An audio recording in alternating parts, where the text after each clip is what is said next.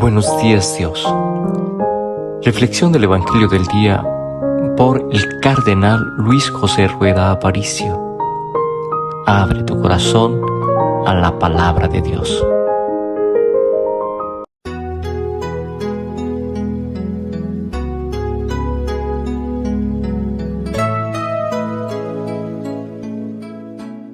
En el nombre del Padre, y del Hijo, y del Espíritu Santo. Amén.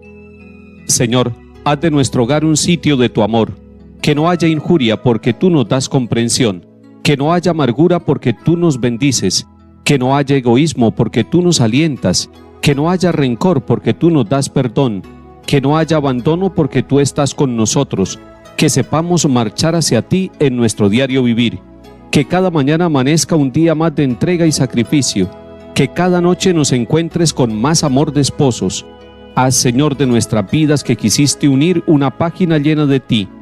Haz, Señor, de nuestros hijos lo que tú anhelas, que nos esforcemos en el mutuo consuelo, que hagamos del amor un motivo para amarte más, que cumplamos siempre tus mandatos sobre el amor conyugal, que sepamos encauzar a nuestros hijos hacia ti, que demos lo mejor de nosotros para ser felices en el hogar, que cuando amanezca el gran día de ir a tu encuentro, nos concedas el hallarnos unidos para siempre en ti.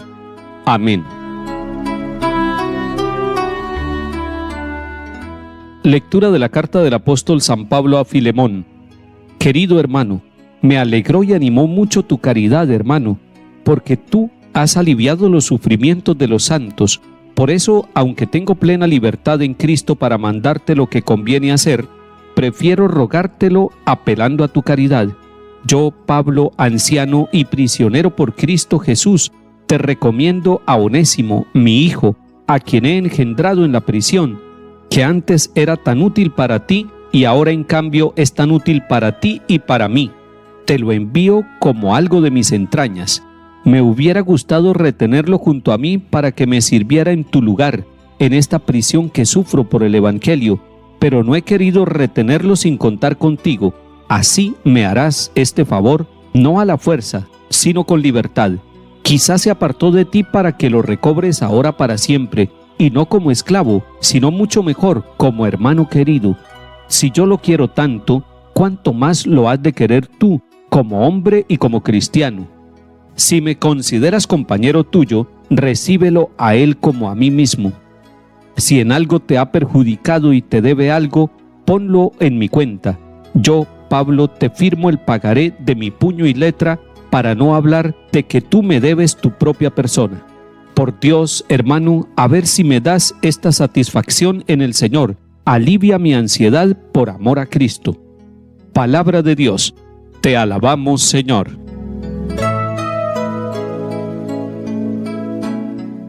La carta de San Pablo a Filemón es una de esas cartas breves que tiene solamente una página, que pudiéramos llamarlo como un mensaje breve de Pablo, en este caso a Filemón, para agradecerle todas sus bondades. Ustedes la pueden encontrar en la Sagrada Escritura, ya en la Biblia, al final del Nuevo Testamento, la carta a Filemón. Se la recomiendo porque tiene un sentido muy interesante de aplicación social. Resulta que Filemón tenía un esclavo que se llamaba Onésimo, y Pablo evangelizó tanto a Filemón, que era el dueño, el señor, como a Onésimo, que era el servidor y el esclavo. Cuando ya los evangelizó a ambos, Pablo, que está en la cárcel, recibe de parte de Filemón una ayuda. Le mandó a Onésimo para que fuera a acompañarlo. Le mandó el esclavo. Y Pablo recibe esa ayuda con tanta gratitud y lo acepta de tal manera que aprovecha para evangelizarlo y profundizar en la fe que este hombre, que antiguamente era esclavo, ahora es libre en Cristo Jesús el Señor. Pablo dice de Onésimo, el antiguo esclavo: es mi hijo a quien he engendrado en la prisión. Quienes leen la Sagrada Escritura textualmente dicen Pablo tenía hijos, porque ahí dice que era mi hijo a quien he engendrado en la prisión. Pero resulta que la manera de engendrar de Pablo no es la manera biológica. Es cierto, hay papás y mamás que engendran biológicamente hijos, pero Pablo está engendrando espiritualmente. Los papás y mamás no solamente deberían engendrar biológicamente, sino también engendrar a los hijos, y lo hacen a través de los sacramentos, a través del testimonio, de la oración, de la Eucaristía Dominical, papás y mamás van engendrando a sus hijos que los dieron a luz biológicamente y ahora los dan espiritualmente y los engendran para Dios, para Cristo, para la iglesia, para el reino de Dios. Eso fue lo que le sucedió a este esclavo Onésimo. ¡Qué bella experiencia! Onésimo debería ser el patrono de todos aquellos que están en la esclavitud y encontrando a Cristo tienen una posibilidad de vida nueva, son engendrados de nuevo. Eso lo hizo Pablo y le está diciendo Pablo al antiguo dueño que era Filemón, le está diciendo: yo sé de tu fe y sé que este hombre esclavo antiguamente era valioso y te lo devuelvo, no como esclavo, sino mucho mejor, como hermano querido. Y de esa manera le dice que lo trate como un hijo de Dios, como un liberado por Cristo, y que además le pide el favor, si es posible, lo mande nuevamente para que le acompañe en sus sufrimientos y lo consuele en el dolor que está sufriendo de estar preso, de estar encarcelado por evangelizar, por anunciar a Cristo resucitado.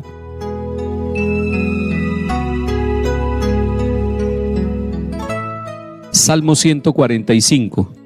Dichoso a quien auxilia el Dios de Jacob, que mantiene su fidelidad perpetuamente, que hace justicia a los oprimidos, que da pan a los hambrientos. El Señor liberta a los cautivos. El Señor abre los ojos al ciego, el Señor endereza a los que ya se doblan, el Señor ama a los justos, el Señor guarda a los peregrinos. Sustenta al huérfano y a la viuda, trastorna el camino de los malvados. El Señor reina eternamente, tu Dios, Sión, de edad en edad. Lectura del Santo Evangelio según San Lucas, capítulo 17.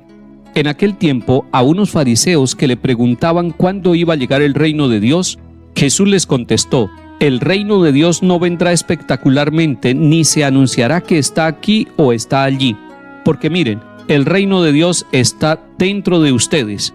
Dijo a sus discípulos: llegará un tiempo en que desearán vivir un día con el Hijo del Hombre y no podrán. Si les dicen que está aquí o está allí, no se vayan detrás. Como el fulgor del relámpago brilla de un horizonte a otro, así será el Hijo del Hombre en su día. Pero antes tiene que padecer mucho y ser reprobado por esta generación. Palabra del Señor. Gloria a ti, Señor Jesús.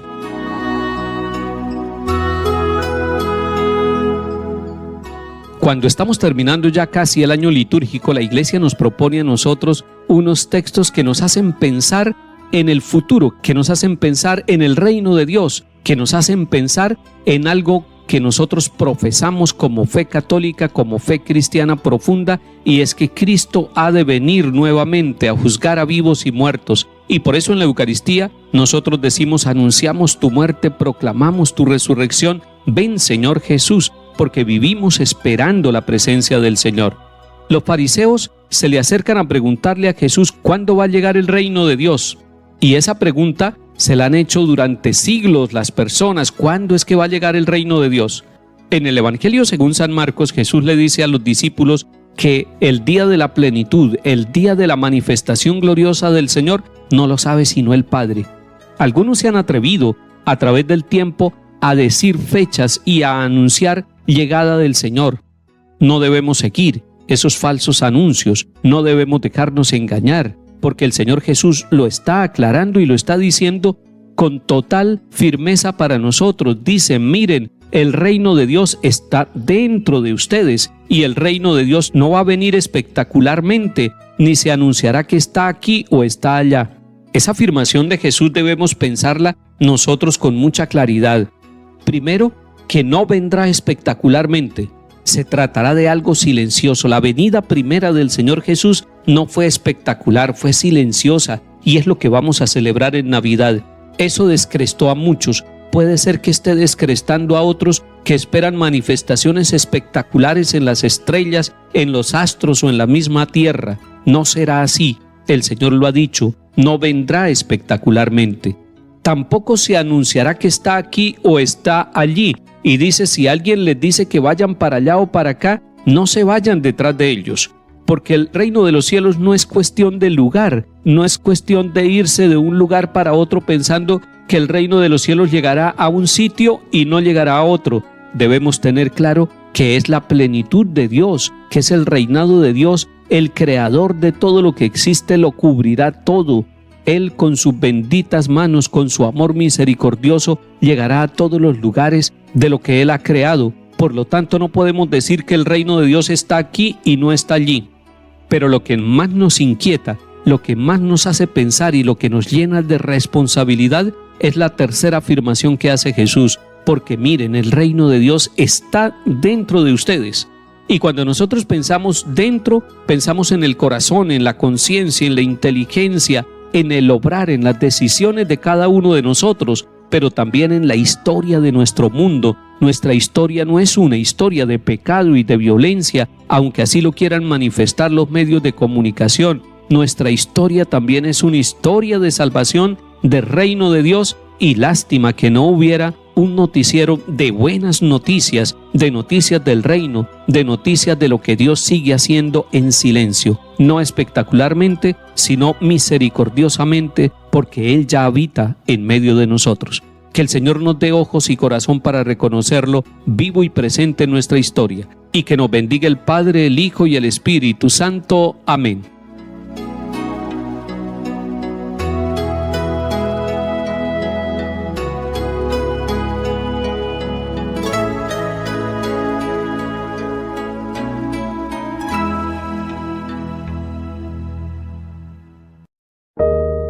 Buenos días, Dios.